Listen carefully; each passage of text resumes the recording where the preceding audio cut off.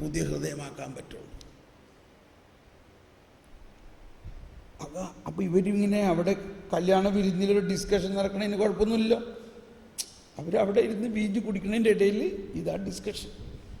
അങ്ങനെ അതിനകത്ത് ഇത് മുഴുവൻ അവതരിപ്പിച്ചിട്ടുണ്ട് ഞാൻ. Praise the Lord. അപ്പോൾ യേശു നടത്തിയ ഈ അടയാളമാണ് യോഹന്നാൻ്റെ സുവിശേഷത്തിൻ്റെ മുഴുവൻ വിഷയം. നോക്കിക്കോട്ടോ, ഇപ്പൊ 3-ാം അധ്യായത്തിൽ ഈശോ എന്ത് പറഞ്ഞു? നിക്കോദേമോസ് ഇതെല്ലാം പറഞ്ഞപ്പോൾ ഈശോ പറഞ്ഞു, നീ പുതിയ സൃഷ്ടിയായാൽ മാത്രമേ ദൈവരാജ്യത്തിൽ പ്രവേശിക്കാൻ പറ്റുള്ളൂ.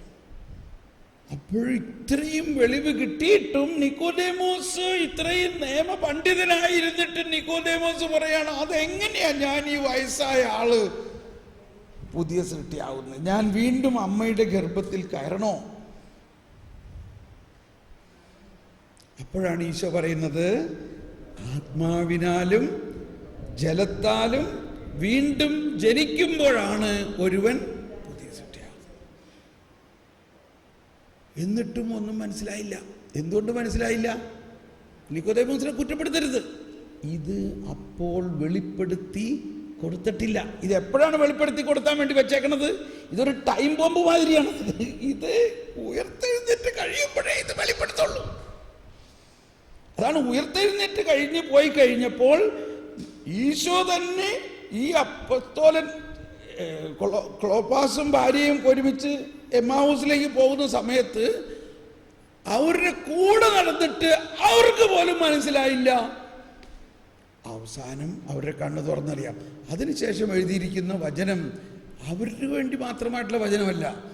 24:45 ലൂക്ക 24:45 പറയുന്നത്, വിശുദ്ധ ലിഖിതങ്ങൾ ഗ്രഹിക്കാൻ തക്കവിധം അവരുടെ മനസ്സ് തുറന്നു എന്ന് പറയുന്നത് ഒരു ഹിസ്റ്റോറിക്കൽ എവൻ്റാണത്. അതായത് ശ്രദ്ധിക്കണേ, ഈ ആദം മുതൽ അല്ലെങ്കിൽ ഉൽപ്പത്തി മുതൽ യേശു വരെയുള്ള കാലഘട്ടത്തിലെ വചനങ്ങളുടെ അർത്ഥം ഉയർത്തെഴുന്നേറ്റ് കഴിഞ്ഞതിന് ശേഷമേ വെളിപ്പെടുത്താൻ താക്കോല് കൊടുത്തുള്ളൂ. അതുകൊണ്ടാണ് അതിനുശേഷമുള്ള ആളുകൾക്കാണ് അത് വെളിപ്പെടുത്തി കിട്ടിയത്. ആരെ പോലെ? പൗലോസ് അപ്പോസ്തലനെ പോലെ. നിക്കോദേമോസിനെ ഒന്നും അന്ന് വെളിപ്പെടുത്തി കിട്ടിയിട്ടില്ലാത്തത് അത് വെളിപ്പെടുത്തപ്പെട്ടിട്ടില്ല. നമ്മൾ ഈ വചനം പറഞ്ഞു, നിയമാവർത്തനം 29:29 എന്താ പറഞ്ഞത്? വെളിപാടുകൾ ദൈവത്തിൻ്റെതാണ്, ദൈവിക രഹസ്യം. ഒന്ന് വായിച്ചാരെങ്കിലും 29:29. നിയമാവർത്തനല്ലേ? അതെ, നിയമാവർത്തനം 29:29 പറഞ്ഞിരിക്കുന്നത്, രഹസ്യങ്ങൾ ദൈവത്തിൻ്റെതാണ്, എന്നാൽ വെളിപ്പെടുത്തപ്പെട്ടതോ നിങ്ങളുടേതും നിങ്ങളുടെ സന്തതികളുടേതുമാണ്. കിട്ടിയോ? ഒന്ന് വായിച്ചെല്ലാവരും അത്. രഹസ്യങ്ങൾ നമ്മുടെ ദൈവമായ കർത്താവിൻ്റെതാണ് മാത്രമാണ്, എന്നാൽ വെളിപ്പെടുത്തപ്പെട്ടവ നിന്റേതും നമുക്കും നമ്മുടെ സന്തതികൾക്കുമുള്ളതാണ്. അപ്പോൾ ആ രഹസ്യം വെളിപ്പെടുത്തുന്നതിന് ചുമ്മാ നമ്മളങ്ങ് ചോദിച്ചാലല്ല വെളിപ്പെടുത്തുക, അതിനൊരു സമയമുണ്ട്. അതാണ് ക്രോണോസ് ആൻഡ് കൈറോസ് എന്ന് പറയുന്നത്. കൈറോസ് കഴിഞ്ഞിട്ടാണ് അത് വെളിപ്പെടുത്തിയിട്ടുള്ളൂ. അപ്പോൾ നിക്കോദേമോസിന് അന്ന് മനസ്സിലാകരുത്. അതുകൊണ്ട് നിക്കോദേമോസിനോട് ഇതെല്ലാം പറഞ്ഞുവെങ്കിലും വളരെ ഉപമകളിലൂടെയാണ് അവിടെ പറഞ്ഞത്. വീണ്ടും നിക്കോദേമോസിനെ കുറിച്ച് ചർച്ച ചെയ്തപ്പോൾ പറഞ്ഞു, മോശ പിച്ചള സർപ്പത്തെ ഉയർത്തിയപ്പോൾ അവരെല്ലാവരും രക്ഷിക്കപ്പെട്ടില്ലേ? എന്ന പോലെ ദൈവപുത്രൻ ഉയർത്തപ്പെടുമ്പോഴാണ് ഇതെല്ലാം വെളിപ്പെടുകയുള്ളൂ. അപ്പോഴും നിക്കോദേമോസിനൊന്നും മനസ്സിലായില്ല. എന്താണ് ഈശോ അതിൽ നിന്ന് ഉദ്ദേശിച്ചത്? മനുഷ്യപുത്രൻ കുരിശിൽ ബലിയായി ഉയർത്തപ്പെടുമ്പോൾ പിത്തള സർപ്പത്തെ ഉയർത്തിയതുപോലെ എല്ലാവരും അവനെ നോക്കുന്നവര്, അവൻ്റെ ആത്മാവ് അവനിൽ വിശ്വസിക്കുന്നവരെല്ലാവരും പുതിയ സൃഷ്ടിയായി മാറും. 3-ാം അധ്യായത്തിലല്ലേ ഇതൊക്കെ പറഞ്ഞേക്കണേ.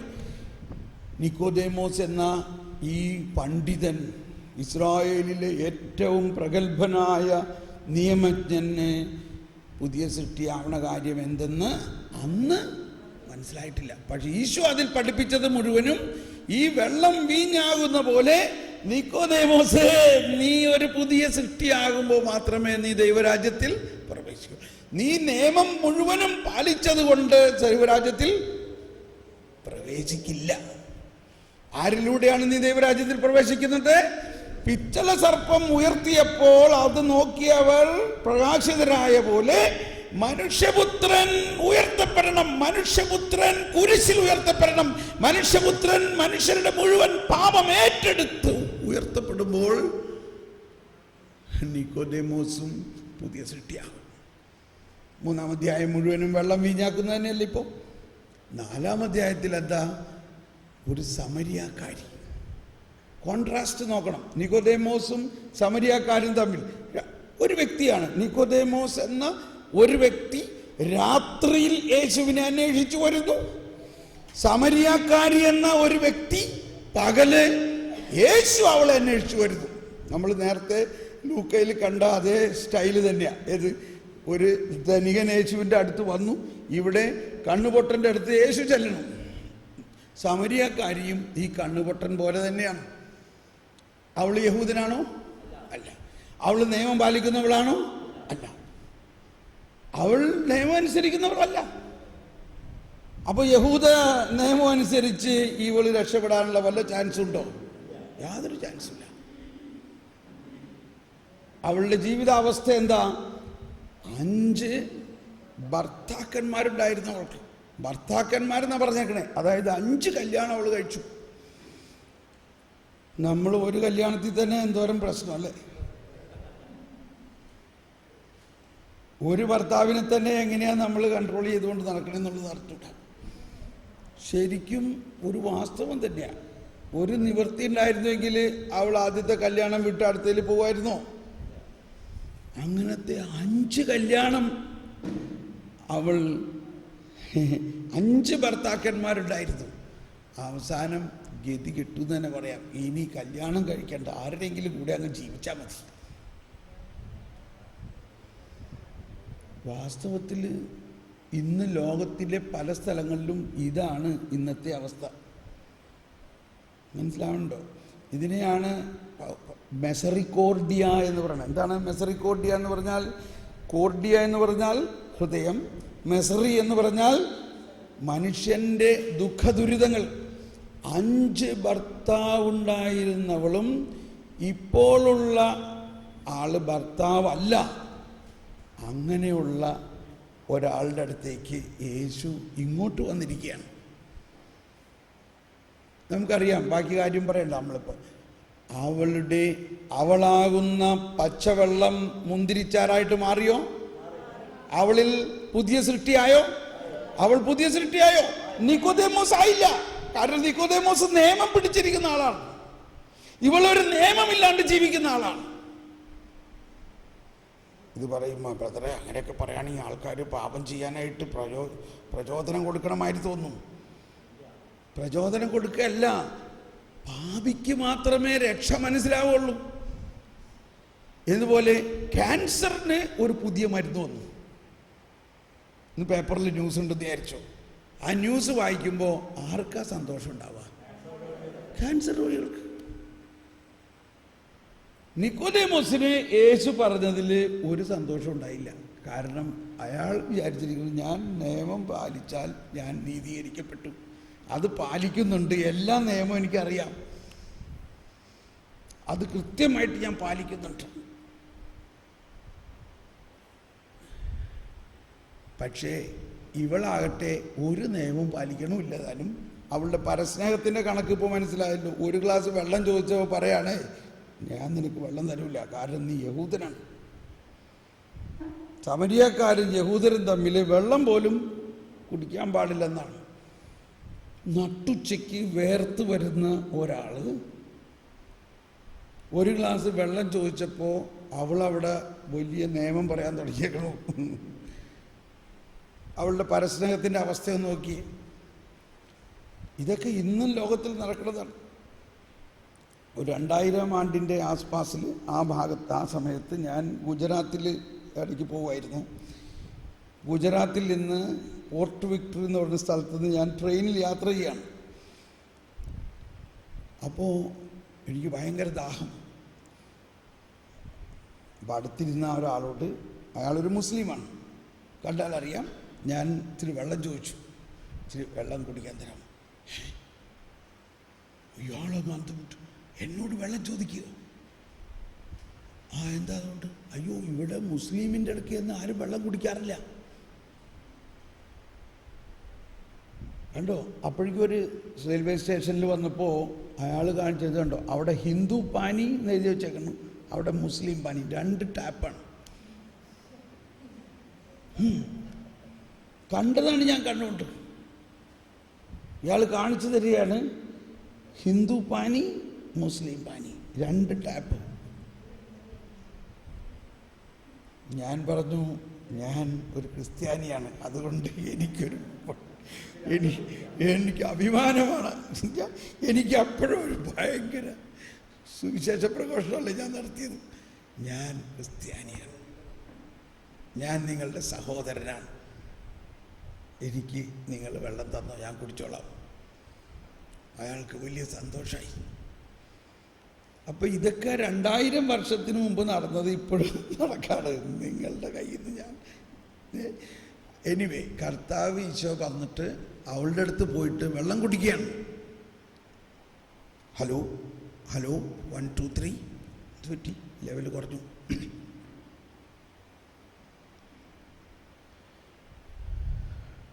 അവളോട് പറഞ്ഞു, നീ കുടിക്കണ വെള്ളം കുടിക്കുകയാണെങ്കിൽ നിനക്ക് വീണ്ടും ദാഹിക്കും. ഞാൻ തരുന്ന വെള്ളം നീ കുടിക്കുകയാണെങ്കിൽ നിനക്കിനി ഒരിക്കലും ദാഹിക്കുകയില്ല. അവൾ അപ്പോഴും മനസ്സിലാക്കിയത് അത് നല്ല കാര്യമല്ല. അപ്പോൾ പിന്നെ ഞാൻ വെള്ളം കോരാൻ വേണ്ട, എന്നാ ആ വെള്ളം എനിക്ക് താ. അവൾ ചിന്തിക്കണത് കംപ്ലീറ്റ് എർത്താണ്, തറയാണ്, ഇല്ലേ? അവൾ ഈ നാട്ടുകാരി. പക്ഷെ യേശു ചിന്തിക്കണത് മുഴുവനും ഉന്നതമാണ്. എന്നിട്ടും പോലും അവള്, ഈശോ പറയാണ്, ഞാൻ ആ വെള്ളം തരാം, നീ നിന്റെ ഭർത്താവിനെ കൂട്ടിക്കൊണ്ടുവാ. എനിക്ക് ഭർത്താവൊന്നുമില്ല. നിനക്ക് ഭർത്താവില്ല എന്ന് നീ പറയുന്നത് ശരിയാണ്. നിനക്ക് 5 ഭർത്താക്കന്മാർ. ഒറ്റ സെന്റൻസിൽ ഒരു ബയോഗ്രഫി, 1 ലൈൻ ബയോഗ്രഫി. എന്താണ്? നിനക്ക് 5 ഭർത്താവുണ്ടായിരുന്നു, എന്നാൽ ഇപ്പോൾ ഉള്ളവൻ നിന്റെ ഭർത്താവല്ല. 1 സെന്റൻസ്. അവളുടെ കംപ്ലീറ്റ് ബയോഗ്രാഫി. ബയോഗ്രാഫി എന്ന് പറഞ്ഞാൽ ബയോളജിക്കൽ ഗ്രാഫ് എന്നർത്ഥം. അവളുടെ ബയോളജിക്കൽ ഗ്രാഫാണ് ഈശോ ഒറ്റ സെന്റൻസിൽ പറഞ്ഞത്. ഇത് കേട്ട് വഴി, കാരണം ആ നാട്ടുകാർക്ക് ആർക്കും അറിഞ്ഞൂടാ ഇവൾക്ക് 5 ഭർത്താവുണ്ടായിരുന്നൊക്കെ ഉള്ള കാര്യം. അതുകൊണ്ടൊക്കെ ആയിരിക്കാം അവൾ ഉച്ചയ്ക്ക് വെള്ളം കോരാൻ വരണത്, ആരും എന്നെ കാണണ്ട. അവളാകെ ഷോക്കടിച്ച്, അങ്ങൊരു പ്രവാചകനാണല്ലോ. കണ്ടോ അവളുടെ ലെവല് പൊങ്ങിയണ്ടോ? അവളുടെ ആന്തരിക നയനങ്ങൾക്ക് വ്യത്യാസം വന്നോ? അവളിൽ രൂപാന്തരീകരണം സംഭവിക്കണുണ്ടോ? അവളിൽ ഈ വെള്ളം വീഞ്ഞാകുന്നത് സ്റ്റെപ്പ് ബൈ സ്റ്റെപ്പായിട്ട് നമ്മൾ കാണുന്നുണ്ടോ? ആദ്യം അവൾ പറഞ്ഞു, ഞാൻ ഒരു വെള്ളം തരില്ല, നിങ്ങളൊരു യഹൂദൻ, ഞാനൊരു സമരിയാക്കാരി. അടുത്ത് അവൾ പറയാണ്, പ്രഭു, അങ്ങ് ഞങ്ങൾക്ക് ഈ കിണർ തന്ന യാക്കോബിനേക്കാൾ വലിയ ആളാണോ? കണ്ടോ അവളുടെ ഉള്ളിലൊരു രൂപാന്തരീകരണം നടക്കുന്നതുണ്ടോ? ആദ്യം പറഞ്ഞ് ഞാൻ വെള്ളം തരുമൊന്നുമില്ല നിങ്ങൾക്കെന്ന് പറഞ്ഞ ആള് ഇപ്പോൾ അവളുടെ ഉള്ളിൽ അവളെന്താ പറഞ്ഞ, പ്രഭു, ഗുരു എന്നൊക്കെ ഉള്ള വർത്താനമായി. അത് കഴിഞ്ഞ് ഇപ്പൊ പറയാണ്, അങ്ങൊരു പ്രവാചകനാണല്ലോ. കണ്ടോ അവളുടെ ഉള്ളിൽ വ്യത്യാസം വരുന്നുണ്ടോ? ഇനി അവൾ പറയണത് മുഴുവനും ഹൈ ലെവൽ കാര്യങ്ങളാണ്. നിങ്ങളുടെ ആൾക്കാർ പറയണു ദൈവം ജെറുസലേമിലാണ്, ഞങ്ങളുടെ ആൾക്കാർ പറയണു ദൈവം മലമുകളിലാണ്. എവിടെയാ ഈ ദൈവം? എവിടെയാണ് യഥാർത്ഥ ആരാധനാ സ്ഥലം? അവളുടെ ഉള്ളിൽ മാറ്റം വരുന്നത് കാണുന്നുണ്ടോ? വെള്ളം വീഞ്ഞായിക്കൊണ്ടിരിക്കുന്നു. ഈശോ പറഞ്ഞു, സ്ത്രീയെ, എന്നിൽ വിശ്വസിക്കുക. Praise the Lord. എന്നിൽ വിശ്വസിക്കുക. ഇനി മലമുകളിലോ ജെറുസലേമിലോ അല്ല, ഇവിടെ നിൽക്കുന്ന ഞാനാണ് യഥാർത്ഥ ദൈവം. എന്നിൽ വിശ്വസിക്കുക. മലമുകൾ വിജാതീയരും യെരൂസലേം സജാതീയരും, ഇത് രണ്ടും അല്ലാതെ ഇതാ ദൈവം മനുഷ്യനായി, പാപിയായ മനുഷ്യനെ പോലെ വന്നിരിക്കണം. നിന്റെ അടുത്ത് വന്ന് നിൽക്കണം. എന്നിൽ വിശ്വസിക്കുക. അവൾ പറയാണ്, മിശിഹ വരും എന്ന് ഞങ്ങൾക്കറിയാമെന്ന്. ആ അറിവ് തന്നെ എന്തൊരു, എവിടെ വരെ അവിടെ പോയത് നോക്കിയേ. ഈ അറിവ് തന്നെ യേശുവിൻ്റെ ഈ വചനത്തിൽ നിന്നാണ് അവൾക്ക് കിട്ടുന്നത്. അവൻ വരുമ്പോൾ എല്ലാ കാര്യങ്ങളും ഞങ്ങളെ പഠിപ്പിക്കും. ഈശോ പറയാണ്, ഞാനാണ് അവൻ. പാപിയും ബലഹീന ഇത്രയും അവസ്ഥയിലുള്ള അവൾ മിശിഹായെ മുഖാമുഖം കണ്ടു. അവളുടെ മുടി തൊട്ട് അടിവരെ കംപ്ലീറ്റ് ആ മഹത്വത്തിൻ്റെ പുതുവസ്ത്രം അണിഞ്ഞു. അവൾ വെള്ളം വീഞ്ഞായോ? അവൾ പുതിയ സൃഷ്ടിയായോ? അപ്പോൾ 1-ാം അധ്യായം, 2-ാം അധ്യായം, 3-ാം അധ്യായം, 4-ാം അധ്യായം എല്ലാം സത്ത രൂപാന്തരീകരിക്കുന്ന പുതിയ സൃഷ്ടിയാകുന്ന ദൈവനീതിയെക്കുറിച്ചാണ് പറയുന്നത്. അവൾ അവിടെ വല്ല പശ്ചാത്തപിച്ചതായിട്ട് കാണുന്നുണ്ടോ? അവൾക്ക് അവിടെ മാനസാന്തരമുണ്ടായത് എങ്ങനെയാ? യേശുവിൻ്റെ വചനം ഇരുതലവാള് പോലെ അവളുടെ ഉള്ളിലേക്ക് കയറിയപ്പോൾ അവളുടെ ഉള്ളിൽ പടിപടിയായി വെള്ളം വീഞ്ഞാവുന്നത് നമ്മൾ കാണുന്നില്ലേ? ഒരു 5 സ്റ്റേജ് നമുക്ക് കാണാം. അത് ഗ്രാഫ് വരച്ച് പഠിക്കേണ്ട കാര്യം. ഇനി അടുത്ത അധ്യായം, 5-ാം അധ്യായം. 38 വർഷമായി തളർന്ന് ബെത്സെദാ കുളത്തിൻ്റെ കരയിൽ കിടക്കുന്ന ഒരാൾ. അവിടെ എന്തോരം യഹൂദരും ഫരിസേയരും നിയമജ്ഞരും എല്ലാം വന്ന് അവരുടെ രോഗം മാറാൻ മുങ്ങിപ്പോകുന്നു. എന്നാൽ ഈ 10 പ്രമാണങ്ങളിൽ ഏതെങ്കിലും ഒരു പ്രമാണത്തിന് ഇയാളിൽ കരുണ കാണിക്കുന്ന കാര്യം എഴുതിയിട്ടുണ്ടോ? പ്രമാണങ്ങളെ മാത്രം പാലിക്കുന്നത് കൊണ്ട് 38 വർഷം. ഞാൻ ഒരുപാട് പേരോട് ചോദിച്ചിട്ടുണ്ട്, ഇത് സത്യമാണ്, എനിക്കിപ്പോഴും അത് വിശ്വസിക്കാൻ പറ്റണില്ല. എങ്ങനെ 38 വർഷം ഇയാൾ കിടപ്പ് രോഗിയായിരുന്നു എന്ന് ആരും ഇയാളെ സഹായിച്ചില്ല?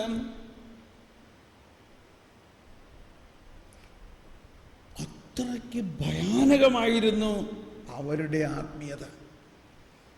എന്ന് പറഞ്ഞാൽ കരുണയില്ലാതെ, ഹൃദയമില്ലാത്ത നിയമത്തിൻ്റെ കർക്കശത മാത്രമായിരുന്നു അവിടെ. നിങ്ങളൊന്ന് ചിന്തിച്ചു നോക്കിയേ. വെള്ളം ഇളകുമ്പോൾ ആദ്യം എടുത്ത് ചാടുന്ന ആള് സുഖപ്പെടും. കിടപ്പ് രോഗി എങ്ങനെ ചാടും? അപ്പോൾ അയാൾക്ക് സഹായിക്കാൻ ഒരാൾ വേണ്ടേ? ഇത്രയും ദൈവികരായിരുന്ന യഹൂദർക്കാർക്കും അയാളെ ഒന്ന് സഹായിക്കാൻ തോന്നിയില്ല. ഇതാണ് കോർപ്പറൽ ആക്ട് ഓഫ് മേഴ്സി. ഇപ്പോൾ കരുണയെക്കുറിച്ചുള്ള, കരുണ എന്ന് പറയുന്നതിന് കുറേ മാനുഷിക പ്രവർത്തനങ്ങളുണ്ട്. ഇപ്പോൾ ആരോ പറഞ്ഞില്ലേ, ഇവിടെ ആരോ പറഞ്ഞു വിശ്വാസം മാത്രം മതിയോ? ഇവൻ്റെ പേരെന്താ പറഞ്ഞ? ജീസ്മോൻ ചോദിച്ചല്ലോ, വിശ്വസിച്ചാൽ മാത്രം മതിയോ? വിശ്വാസത്തിനനുസരിച്ചുള്ള പ്രവൃത്തി വേണം. പ്രവൃത്തി ഉണ്ടാവണമെന്നുണ്ടെങ്കിൽ വിശ്വാസം വേണം. അതാണ് കോർപ്പറൽ മേഴ്സി എന്ന് പറയുന്നത്. അതിൽ 7 തരത്തിലുള്ള സംഭവങ്ങളുണ്ട്. അത് നിങ്ങൾ പിന്നെ പഠിക്കാൻ പറ്റും. അപ്പം ഈ തളർന്നു കിടക്കണ ഒരാളെ വെള്ളമിളകുമ്പോൾ മറ്റുള്ളവരോടും എല്ലാം പറഞ്ഞു, നിങ്ങളൊന്ന് ഇവിടെ നിൽക്ക്, ഇയാൾക്ക് ഈ പ്രാവശ്യം ഒന്ന് ഇയാളെ സൗഖ്യപ്പെടുത്താൻ വേണ്ടി നിങ്ങൾ മാറി നിൽക്കുമെന്ന് പറയാൻ ഒരാളുമില്ല. പറഞ്ഞാലും ആരും സമ്മതിക്കാൻ പോകുന്നില്ല. അതായത് നിയമത്തിൻ്റെ സങ്കുചിതമായ സ്വന്തം കാര്യത്തിന് വേണ്ടി മാത്രമല്ല. അപ്പോൾ ഫരിസേയരും ഭയങ്കര നിയമം പാലിക്കുന്നവരാണ് പള്ളിയിലും. അതുകൊണ്ടാണ് ഈശോ പറഞ്ഞത്, നിങ്ങളുടെ വീട്ടിൽ നിങ്ങളുടെ ഒരു ആട് കിണറ്റിൽ വീണാൽ സാബത്ത് ദിവസം നിങ്ങൾ ആടിനെ കരയ്ക്ക് കയറ്റാതിരിക്കുമോ? സ്വന്തം കാര്യത്തിൽ ഇതൊന്നും പ്രശ്നമൊന്നുമില്ല. പൊതുവെ ഇവരെല്ലാം നിയമം പാലിക്കുന്നവരാണ്.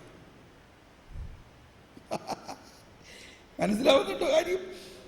ഇതെല്ലാം പറയുമ്പോൾ ഞാനും മോശയും നിയമമായിട്ട് ഒരു വിരോധമില്ല. നിയമം, നീതി, ദൈവനീതി എന്താണെന്ന് മനസ്സിലാക്കുന്നതും യോഹന്നാൻ്റെ സുവിശേഷത്തിൽ ആണ് ഇതെല്ലാം ഏറ്റവും മനോഹരമായിട്ട് വെളിപ്പെടുന്നതെന്നും ഇവിടെ 38 വർഷമായി കരുണ കിട്ടാതെ വരണ്ട് കിടക്കുന്ന ഒരാൾ അടുത്തേക്ക് ജീവജലത്തിൻ്റെ ഉറവയായ യേശു നടന്നു വരികയാണ്. എന്നിട്ട് പറഞ്ഞു, നിനക്ക് സുഖപ്പെടാൻ ആഗ്രഹമുണ്ടോ? ഉടനെ പറയാൻ, കർത്താവ്, ആരും എന്നെ സഹായിക്കണില്ല. കണ്ടോ, ഞാൻ എങ്ങനെ സുഖപ്പെടും? ഒറ്റ നിമിഷം കൊണ്ട് നീ എഴുന്നേറ്റ് നടക്കുക, നിന്റെ കട്ടിലും എടുത്തുകൊണ്ട് വീട്ടിലേക്ക് പോവുക എന്ന് പറയുമ്പോൾ മറ്റുള്ളവരെല്ലാം അവിടെ കുറ്റപ്പെടുത്തുക. ഇന്ന് സാബത്താണ്, സാബത്ത് ദിവസം കട്ടിലെടുക്കുന്നത് തെറ്റാണ്. കേട്ടോ, 38 വർഷമായിട്ട് തളർന്നു കിടക്കണ ഇയാളോടൊരു കരുണ കാണിച്ച് ഇയാളെ സുഖപ്പെടുത്തുന്ന ദൈവികതയായിട്ടല്ല അവിടെ കണക്കാക്കുന്നത്. നിയമം അനുസരിച്ച് സാബത്ത് ദിവസം കട്ടിലെടുക്കാനും പാടില്ല. ഭയങ്കര വലിയ തെറ്റാണ്. കൊന്നുകളയും അവരെ.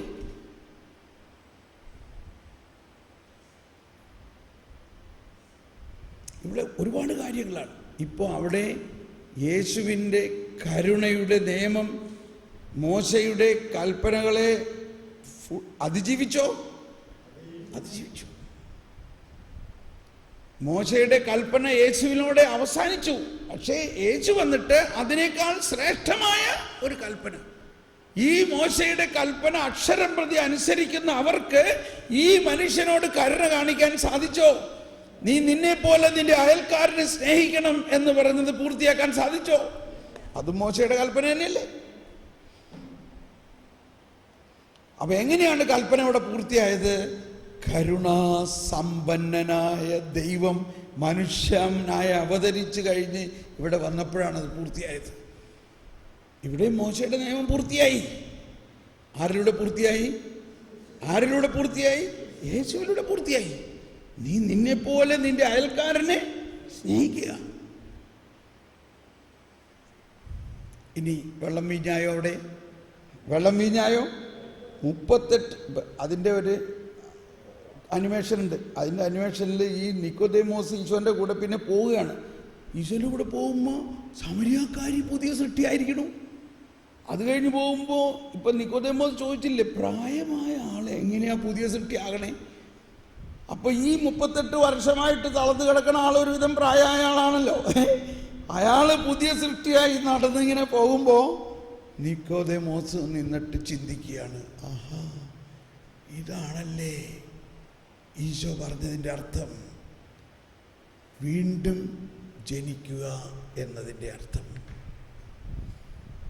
അപ്പോൾ 5-ാം അധ്യായം 6-ാം അധ്യായത്തിൽ ഇതിൻ്റെ തിയോളജിയാണ്, ഇതിൻ്റെ ദൈവശാസ്ത്രമാണ്. എന്താ അതിൻ്റെ ശാസ്ത്രം? ഫരിസേയ പ്രമാണികൾ ചോദിച്ചു, ദൈവഹിതമനുസരിച്ചുള്ള പ്രവൃത്തി ചെയ്യാൻ ഞങ്ങൾ എന്ത് ചെയ്യണം? മനസ്സിലായോ? ഇത് നമ്മളിവിടെ വായിച്ചെന്ന് തോന്നില്ലേ? ഇവിടെ വായിച്ചില്ലല്ലേ? 6:28 യോഹന്നാൻ 6:28 ഒന്ന് വായിച്ചേ. ഒരു 5-10 മിനിറ്റ് കൂടി നമുക്ക് ലേറ്റായിട്ട് ഭക്ഷണം കഴിക്കാൻ പറ്റുള്ളൂ. യോഹന്നാൻ മുഴുവനും ചാജി ഒന്ന് വായിച്ചേ ഒന്നുകൂടി. ദൈവഹിതമനുസരിച്ചുള്ള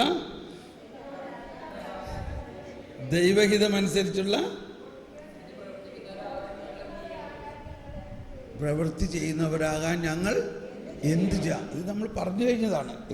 എന്നിട്ട് അടുത്ത വചനം എന്താ പറയണത്? എന്താ ഈശോ പറഞ്ഞത്? ദൈവഹിതമനുസരിച്ചുള്ള പ്രവൃത്തി ഇതാണ്, അവിടുന്ന് അയച്ചവനിൽ വിശ്വസിക്കുക. അതൊരു മാജിക് അല്ലാതെ ആ വിശ്വസിക്കുന്ന സമയത്ത് അവൻ്റെ ആ വിശ്വസിക്കുന്ന ആളിലേക്ക് ഈ ദൈവവര പ്രസാദം മുഴുവനും നിറഞ്ഞിട്ട് അവനങ്ങ് മാറുകയാണ്. അതാണ് ആ ഓരോ അത്ഭുതത്തിൻ്റെയും അർത്ഥം. ആ വിശ്വസിക്കുന്ന സമയം ശതാധിപൻ വന്നിട്ട് പറഞ്ഞു, അങ്ങ് എൻ്റെ ഭവനത്തിൽ വരണ്ട, അങ്ങ് ഇവിടെ നിന്നൊരു വാക്ക് പറഞ്ഞാൽ അവിടെ എൻ്റെ മകൻ എൻ്റെ ഭൃത്യൻ സുഖപ്പെടും. ശതാധിപൻ വിശ്വസിച്ചപ്പോൾ അപ്പം നടക്കുകയാണ്. പുതിയ സൃഷ്ടിയായോ? ഈ ഇതാണ് നമ്മുടെ രക്തസ്രാവക്കാരി. 12 വർഷമായിട്ട് രക്തസ്രാവം കൊണ്ട് പീഡിതയായിരുന്ന അവൾ എങ്ങനെയെങ്കിലും, അപ്പോൾ നിയമം അനുസരിച്ച് സാധാരണ തന്നെ നമ്മൾ നാട്ടിൽ വഴിയിൽ പോണ ആരെങ്കിലും പോയി തൊടുവോ? ഒരു പെണ്ണ് വഴി കൂടി പോണ ആരെങ്കിലും തൊടുവോ? തൊടൂല. മനസ്സിലാവുണ്ടോ? അപ്പോൾ പിന്നെ രക്തസ്രാവമുള്ള ഒരു പെണ്ണ് തൊടുക എന്ന് പറയുന്നത് ഭയങ്കര തെറ്റാ നിയമപ്രകാരം. അതുകൊണ്ട് അവൾ എന്ത് പറഞ്ഞു? അവൻ്റെ വസ്ത്രത്തിലെങ്കിലും ഒന്ന് തൊട്ടാൽ മതി. നമ്മുടെ മലകര കുർബാനയിലൊക്കെ അച്ഛൻ്റെ വസ്ത്രത്തിൽ തൊട്ടുമുത്തിന് കണ്ടിട്ടില്ലേ? നമ്മുടെ പഴയ ലത്തീൻ കുർബാനയിൽ ഈശോനെ ഈ കുദാശ വചനം പറയുന്ന സമയത്ത് ആ കുർബാനക്കുപ്പായത്തിൻ്റെ ലത്തീൻ കുർബാനയിൽ കുർബാനക്കുപ്പായത്തിൻ്റെ താഴെയുള്ള അറ്റം ഇങ്ങനെ റൗണ്ടായിട്ടിരിക്കണത്. അപ്പോൾ ശുശ്രൂഷകൻ ചെന്നിട്ട് ആ കുർബാനക്കുപ്പായത്തിനെ ഇങ്ങനെ പിടിക്കുകയാണ്, അതുമ തൊട്ട് നിൽക്കുകയാണ്. എന്തുകൊണ്ടാണ്? ഇവിടുന്ന് ആ വിശ്വാസത്തിലൂടെ ഈ ശക്തി മുഴുവനും ഒഴുകാൻ പോണു. ഈ കുർബാനക്കുപ്പായത്തും പിടിച്ചാൽ മതി. അതൊക്കെ ഇന്നും ഭയങ്കര വലിയ കാര്യമാണ്. കുദാശകളുടെ അർത്ഥം.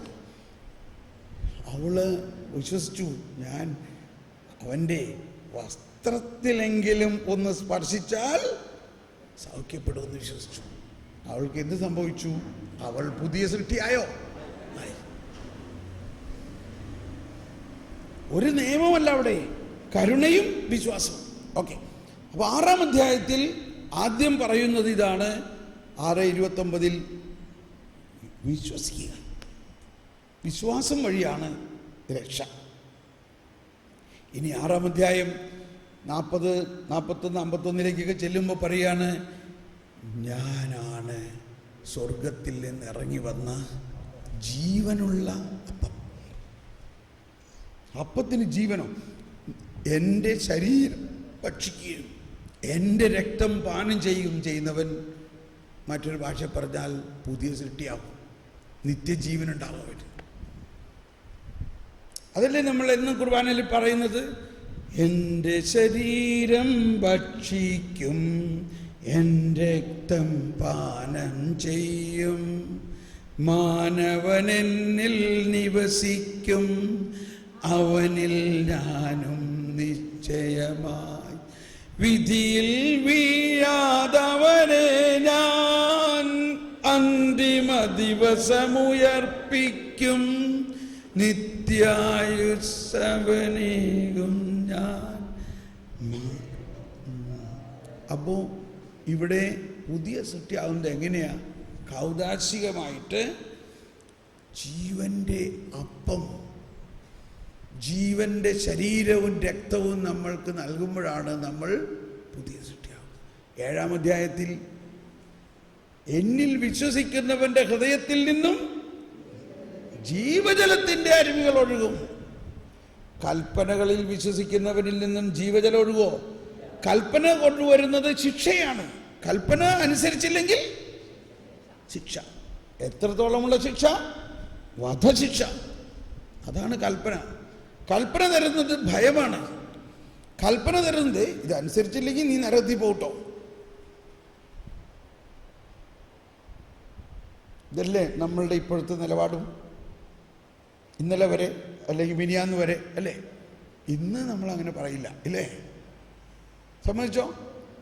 2 ദിവസം വരെ ഇത് തന്നെയാണ് എല്ലാ ധ്യാനത്തിനും. എൻ്റെ ദൈവമേ, കഴിഞ്ഞ ഈ ധ്യാനത്തിൻ്റെ ആദ്യത്തെ ദിവസം വരെ ഞാൻ വിചാരിച്ചിരുന്നത് പാപി ഒരിക്കലും സ്വർഗത്തിൽ പോവില്ല. ബ്രദർ പറയാണ് യേശുക്രിസ്തു വന്നിരിക്കുന്നത് പാപി സ്വർഗത്തിൽ എങ്ങനെ പോണേ? ഇത് എന്തൊരു വലിയ തെറ്റായ പ്രബോധനമാണ്. അപ്പൊ ഇത്രയും നാൾ ഞങ്ങൾ പഠിച്ചത് എന്താണ്? ഇതാണ് പ്രശ്നം. പക്ഷേ ഇന്ന് എനിക്ക് മനസ്സിലായി, യേശുക്രിസ്തു വന്ന് എൻ്റെ പാപം ഏറ്റെടുത്ത് എൻ്റെ പാപത്തിന് പരിഹാരം ചെയ്ത് എന്നെ തോളിലേറ്റി സ്വർഗത്തിലേക്ക് കൊണ്ടുപോകാനാണ് യേശുക്രിസ്തു വന്നതെന്ന് എനിക്ക് മനസ്സിലായി. ഇത് മനസ്സിലാവുന്നതിനെയാണ് ആദ്യം നിങ്ങൾ ദൈവരാജ്യവും ദൈവനീതിയും അന്വേഷിക്കുവിൻ എന്ന് പറയുന്നത്. ഇനി ഇത് മനസ്സിലായി കഴിഞ്ഞാൽ ഉടനെ ബാക്കി കാര്യങ്ങളൊക്കെ മനസ്സിലാവും. അപ്പോ എന്നിൽ വിശ്വസിക്കുന്നവന്റെ ഹൃദയത്തിൽ നിന്നും ജീവജലത്തിന്റെ അരുവി ഒഴുകും. ഫരിസേയരും നിയമവും വിശ്വസിക്കുന്നവനിൽ നിന്നും ജീവജലത്തിന്റെ അരുവി ഒഴുകില്ല, ജീവൻ ഒഴുകില്ല. എന്തൊഴുകും? ശിക്ഷാവിധി ഒഴുകും.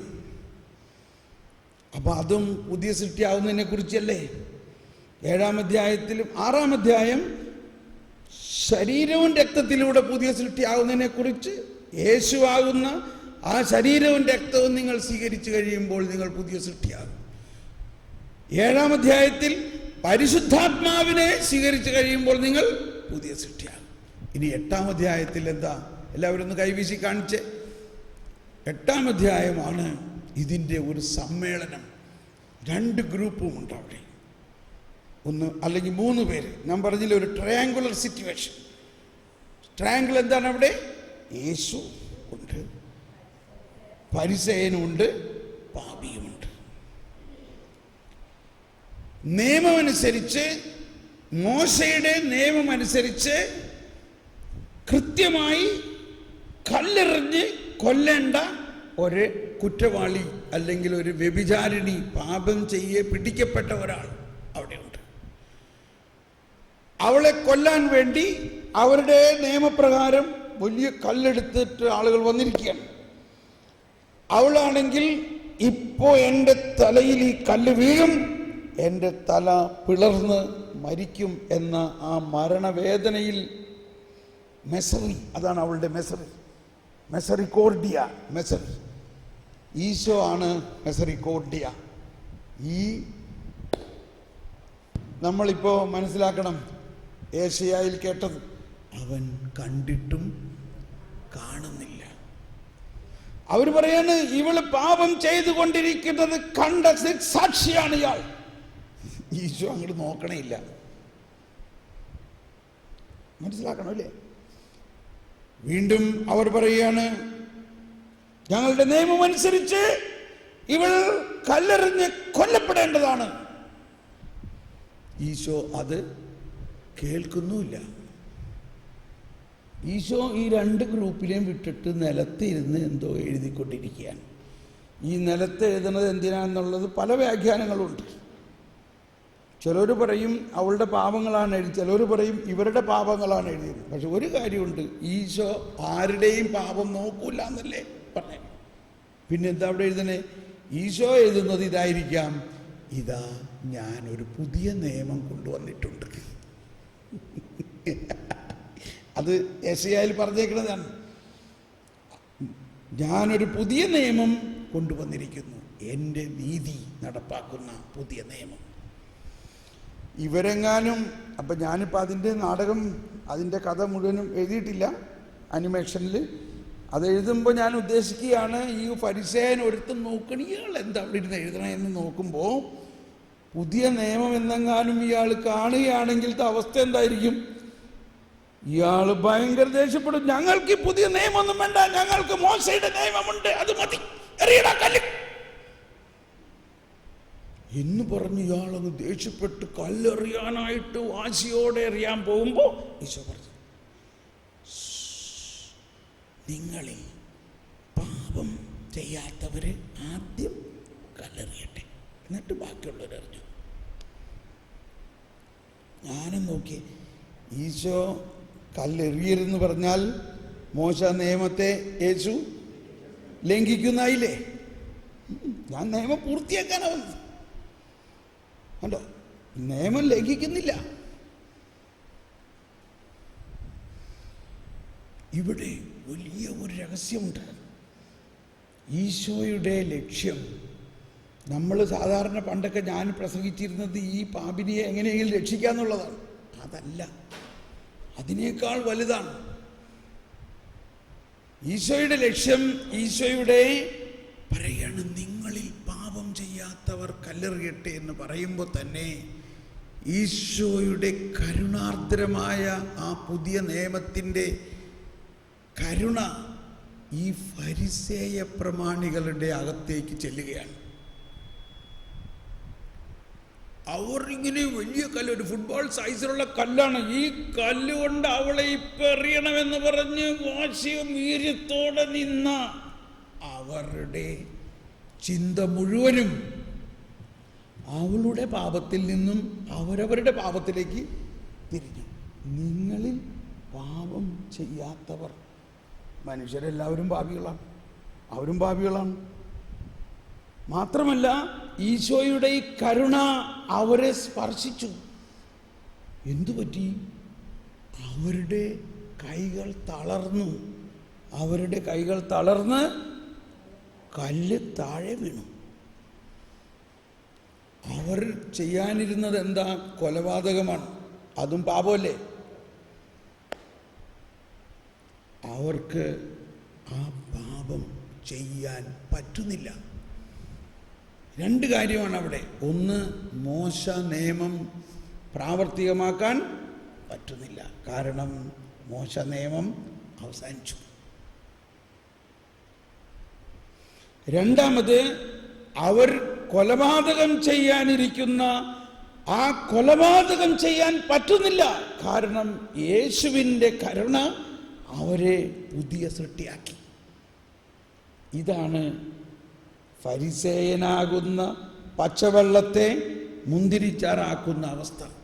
അവൻ പാപം ചെയ്യാൻ പറ്റാതെ, ശിക്ഷ നടപ്പാകാൻ പറ്റാതെ രൂപാന്തരീകരിക്കപ്പെട്ട് പുതിയ സൃഷ്ടിയായി പോയി. അവിടെ ഒരു പുതിയ സൃഷ്ടി.